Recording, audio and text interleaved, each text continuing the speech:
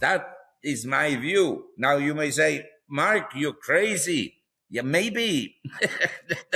When the bear market comes, the margin calls occur.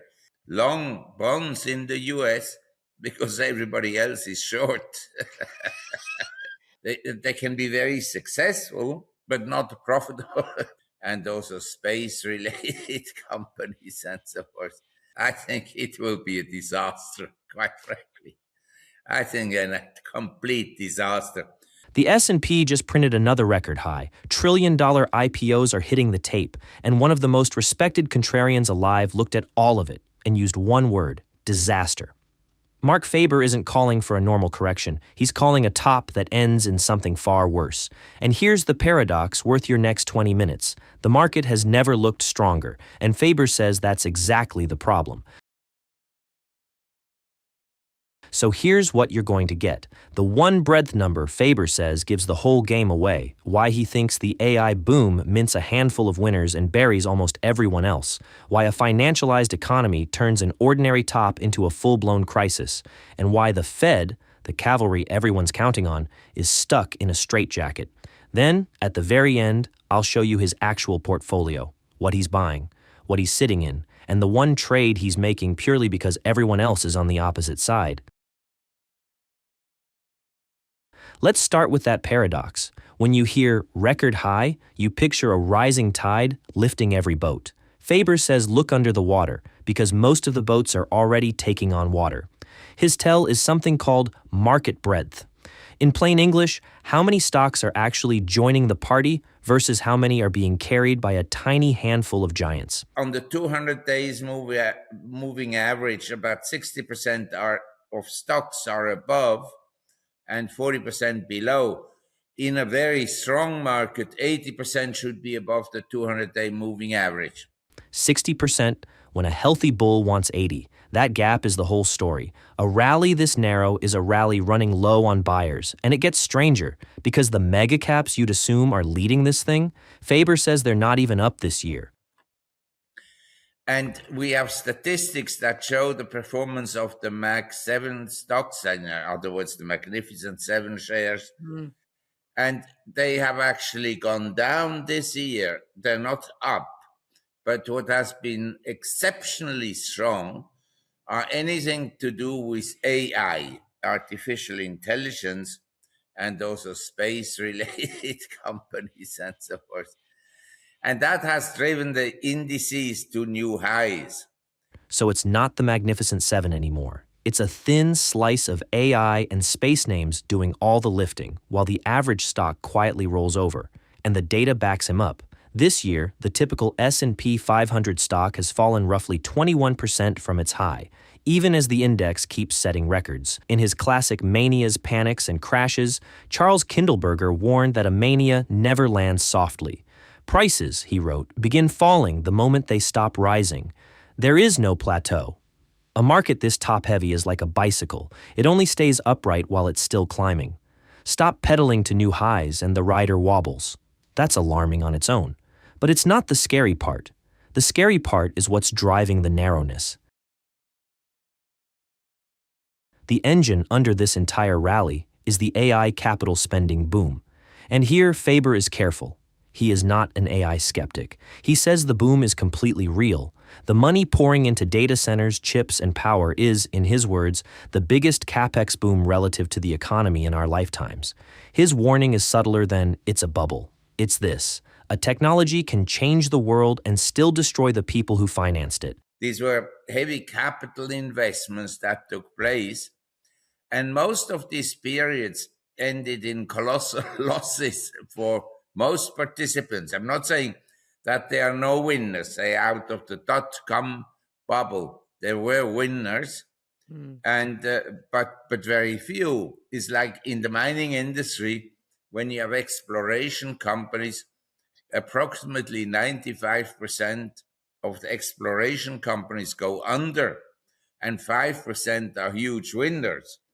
95% go under, 5% win, and then the gut punch, even the winners might not make money. If you look at the 19th century, none of the canal companies made money eventually. Even the Erie Canal went bust, and that is the most successful canal in the history of mankind. And the same can happen now with AI. They can be very successful, but not profitable.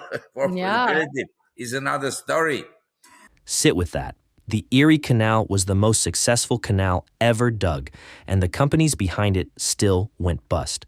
By 1895, more than 90% of America's railroads had to be financially restructured. The technology remade civilization. The investors got wiped out. Kindleberger called this the Big Shock pattern, a breakthrough that triggers a wave of overinvestment from the 1920s boom in cars and electricity to the late 90s internet. And there's a mathematical reason the everybody wins story can't be true. For every .com to have become Microsoft, corporate profits would have had to hit a share of the economy they'd never come close to reaching. Same math today. They can't all be NVIDIA. He gives one more example that should stop you cold, the Nifty 50. In 1973, everyone knew you just bought the bluest chips, Kodak, Polaroid, Xerox, and held forever. Most faded, went bankrupt, or vanished. The most popular stocks of the era became some of the worst investments of the decade that followed. Scott Fearon, who spent a career short-selling doomed companies, tells a story in Dead Companies Walking. A veteran investor told him about the dot-com darlings. None of these companies are ever going to make any money, but people just keep pouring capital into them. Faber's point isn't that there's no winner. It's that you almost certainly can't pick it in advance, and today's prices assume you can. So, a narrow, wildly overvalued market rolls over. Normally, that's a correction. Painful, but you recover. Faber says not this time, and he doesn't reach for that phrase lightly. I think it will be a disaster, quite frankly. I think a complete disaster. Here's why he uses that word. It comes down to how big the market has grown relative to the actual economy. Because, you see, say in 73, the market capitalization in the US was about 25% of GDP. In other words, the market cap was much, much smaller than the real economy. Now, the global market cap and the global bond market capitalization, in other words, the total financial system as a percent of the economy, is a multiple. In 1973, the U.S. stock market was worth about a quarter of the economy. Today, the whole financial system, stocks and bonds together, is many times its size, and the cause and effect has flipped. It used to be the economy moved the market. Now, Faber argues the market moves the economy. So when the market falls, it doesn't just bruise portfolios, like it drags the economy down with it. And one modern feature makes that worse than ever: indexing. There's now more money in index funds than in active ones. When you buy an index fund, you buy the giants whether you want them or not. So if NVIDIA, Tesla, Apple, and Microsoft crack, they don't fall alone. They mechanically pull the entire S&P 500 down with them. It's a chain reaction wired into the plumbing. And this is exactly why his number one position is going to surprise you. Keep it in mind, because it's coming. Okay, the market's fragile, it's financialized. So why can't the Fed just ride to the rescue like it always does?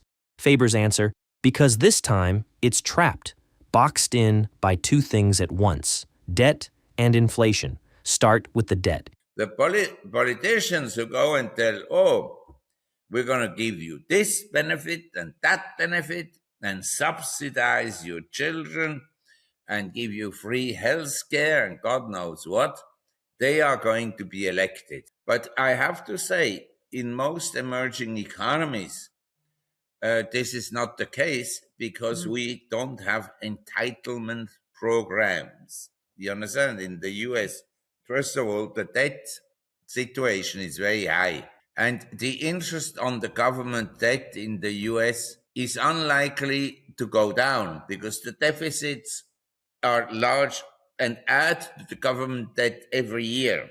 You can't cut the deficit in a democracy, he argues, because no one gets elected promising pain. And it's not just his hunch. The numbers are stark. Interest on the debt is now the government's single largest expense. Social Security, Medicare, and interest already swallow roughly half of all federal spending, and that share climbs automatically every year. Federal debt is closing in on $40 trillion, with interest alone running past $1 trillion a year. Now stack inflation on top of that. And this is the idea at the center of Faber's worldview.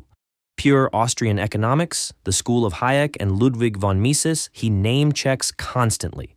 In his framing, inflation isn't rising prices. Inflation is the expansion of money itself, and its effects just migrate. For 15 years, all that new money flowed into financial assets. We called it a bull market, but it was asset price inflation. Now, Faber says, the same force is showing up at the supermarket, the hospital, and the school, with a lag. Same phenomenon, different room. And here's his kicker. A government deficit, in his words, is inflationary, period. But then the consequences of all this comes in the form of price increases at the supermarket and the price increases for the schools of your children and healthcare price increases at hospitals and so forth and so on. And that we call consumer price inflation. But it's caused by monetary inflation also. A government deficit is inflationary, period. His broader point, that households feel inflation running way hotter than the official 4%, is one a lot of people recognize the second they hit the checkout line. And what's driving it, in his view, goes well beyond oil. It's the AI boom itself, with data centers guzzling electricity and water. It's defense spending. It's tariffs, which he calls a complete disaster that lands straight on consumer prices. It's tighter immigration pushing up labor costs. All of it inflationary. Which brings us to the trap. Volcker, he erased inflation, but in 79, he increased in one go the discount rate by 250 basis points in one go. Ask Walsh if he's going to increase interest rates by more than a quarter point. They kill him if he increases it by half a point or a point. In 1979, Paul Volcker broke inflation's back by hiking rates 250 basis points in a single move. Faber says that's simply impossible today, because the financial system is now so enormous relative to the economy that Volcker-style tightening wouldn't just cause a recession. It would, in his words, be worse than a depression. So the Fed can't really hike, but it can't stop printing either, because printed money is the only thing propping up the bond market and the stock market Trump wants supported. That's the straitjacket. Fearon saw the seed of it after 2008 when pinning rates near zero, as he put it, punished the prudent to help the profligate. Faber thinks we're now paying that bill in full, which finally brings us to the question you've been waiting for. What is Faber actually doing with his own money? And this is where he catches people off guard. After everything you just heard, understated inflation, a stuck Fed, you'd bet he hates bonds. He's long them. At the present time, what strikes me in the US is the exceptional strength of financial stocks and the emerging strength of home builders, which would say or indicate that the market believes that interest rates will rather trend lower in future. And I'm actually long bonds in the US because everybody else is short. Long bonds because everybody else is short. That's the entire trade in one sentence. A pure contrarian bet. When a position gets that crowded on one side, the pain usually comes from the other. His confirmation? Two sectors, financials and home builders, strong all over the world. To Faber, that's the market whispering that yields drift lower over the next 6 months. But notice the nuance. He sees that as a short-term move inside a much bigger trend heading the opposite way. My view is that the interest cycle peaked out in 81. Interest rates dropped until August 2020. And since August 2020, we are in an upward cycle for inflation and interest rates. But these upward cycles can be interrupted by short-term cycles that reduce the rate of inflation and reduce the interest rates for a while. But the trend is upwards. That is my view. Now you may say, Mark, you're crazy. Yeah, maybe that's what many people think. But you have to have sort of long-term view. So the long bond trade is a rally inside a rising tide. Rates bottomed in 2020, and Faber believes the multi-decade trend is now up, with sharp counter rallies along the way, like the one he's playing. For scale, he points out 2020's lows were the lowest in thousands of years of recorded interest rate history. This is also where his most striking parallel lands. The Japanese market went down, and the Nasdaq in America and the S&P in America went up in the 1990s. So the money can actually leave one market or one sector of the market and go in another. Japan, 1989. Back then, Japan was half the entire world's stock market value. Faber expected it to crash and drag everything down. Instead, the money didn't vanish. It rotated. Japan collapsed, and the U.S. Nasdaq went ballistic through the 90s. His lesson: capital doesn't disappear in a bust. It leaves the crowded, expensive corner of the world and floods the cheap, forgotten one. As you know, I'm an advocate of people owning gold. Now, I haven't talked much about gold because I think, this is my view and I may be wrong, and I haven't sold my gold. But personally, I think that gold is in a correction phase as well as silver, and that it may last for a while because of this reduced liquidity growth. This is the part people get wrong about him. Faber is a die-hard, long-term gold bull. It's been his biggest position for years. But he thinks gold and silver are in a correction that could grind into the fall, so he's not piling in right now. The key word: he hasn't sold. That's the discipline Peter Lynch described as not cutting your flowers to water your weeds. Don't dump your best long-term idea because it's having a bad month. And for the near term, the haven he names is almost boring: cash. Dry powder for better prices later. So there it is: long bonds, cash, value stocks, cheap emerging markets like Indonesia and Thailand, and a gold position he's holding through the dip.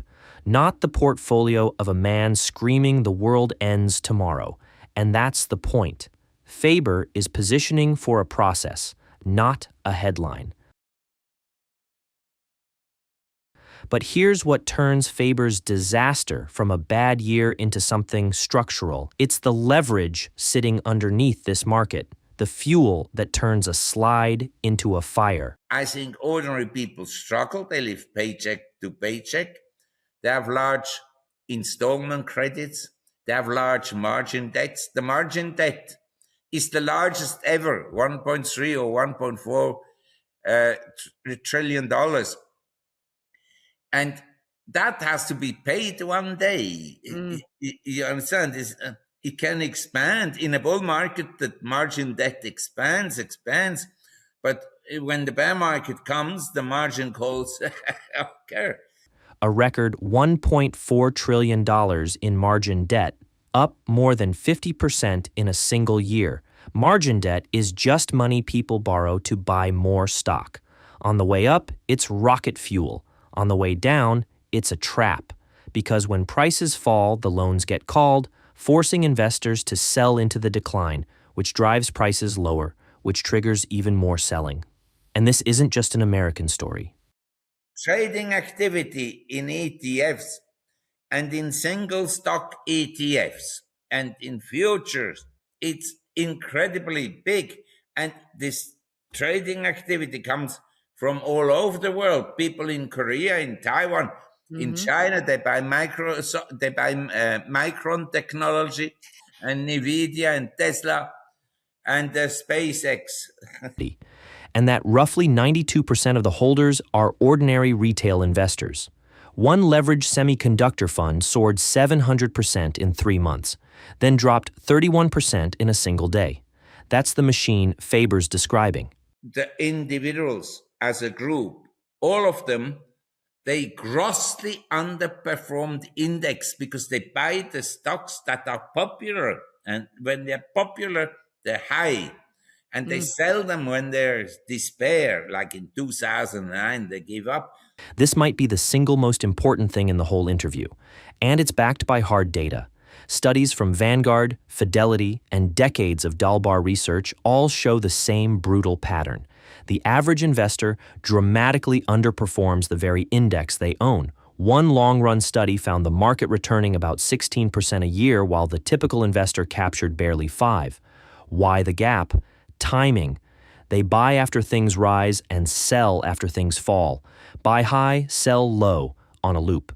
It's not just funds either. Bloomberg found 80% of day traders quit within 2 years. Fearon nails the psychology in Dead Companies Walking, investors averaging down into a dying stock, telling themselves the falling price is a bargain, right up until the day they go broke. So, let's close the loop we opened at the start. Records are being set, and Faber's calling a top. So my view is that we're approaching a major top, or maybe we've seen it already for the typical stock. Because if I look at the major top in 1973, most of the indices had actually peaked out in 1965, some in 1968, and most stocks peaked out in 68. But the Nifty 50, the Kodaks, the Polaroids, the Xeroxes of this world, they all peaked out in 73. Because to him, the record itself is the warning. A narrow, financialized, leverage-soaked market at all-time highs isn't strength. It's fragility in a costume. And his forecast has a twist most people miss. He's not necessarily saying stocks crash in nominal terms. My view would be that there is a big disappointment coming, that both home prices will go down and stocks prices will go down. Maybe not so much in nominal terms, but against gold, the market is way down since 2000. That's the reframe. Maybe not fewer dollars, but far less real wealth once you measure against gold. And he takes it all the way up the ladder. We may have now a setback that is that will reduce the wealth of people that have $1 trillion. A lot of billionaires will be worth less than they are today once the asset prices deflate. Even trillion-dollar fortunes, he thinks, shrink when the bubble deflates. But the lesson he leaves for regular people is almost gentle. Don't assume you're richer every single year just because your house and your stocks went up. I don't need to have any savings because every year I'm richer because the house has gone up in value and the stock market goes up. No, it's not going to be every year. Prices move both ways.